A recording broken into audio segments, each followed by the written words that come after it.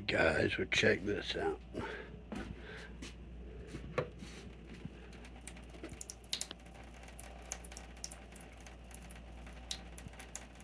That is running water coming into the Off-grid homestead. That pressure could be increased significantly, but I got it coming in now just about the way that I want it. This is still set up on the same rain catch gutter system and being pumped in here by a little water pump.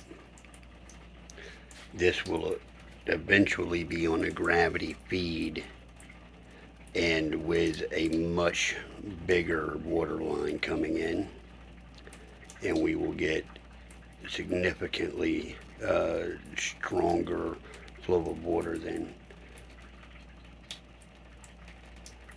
So